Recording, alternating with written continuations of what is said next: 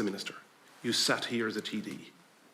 You know exactly what every candidate went through. Jim Galvin, Catherine Connery, Heather Humphreys, what they put themselves through. So when they look at someone using the word smear, the definition of smear, purposely trying to damage someone's reputation by false accusations.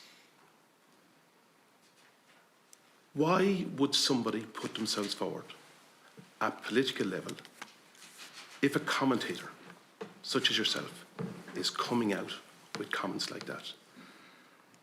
I'm asking you to please... Brian, I think you're being excessively precious, to be honest with you.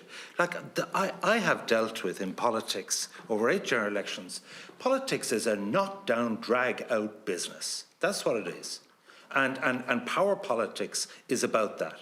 And I've looked at it in many jurisdictions. I've been a student of politics. And obviously, I had no idea it would be replayed on national broadcasters out of context, that Catherine Connolly herself for 5 days in a row would speak about the violence of the language and so on. It was all out of context. I wasn't literally advising anyone to do it. I was saying this was an option. So, why do you say was the language too colourful? Yeah. Perhaps so.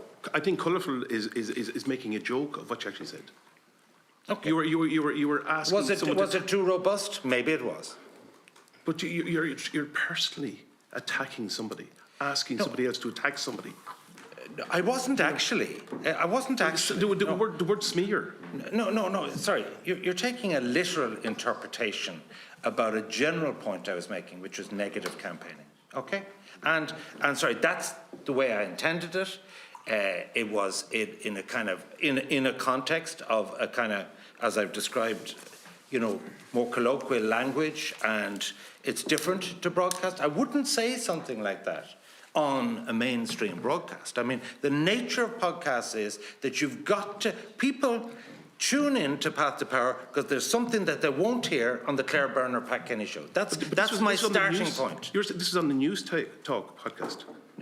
But sorry, it was on a Calling It podcast, yes. But but it wasn't on a News Talk programme. Yes, but it was on a News Talk podcast. No, podcasts are separate, in my opinion, yes.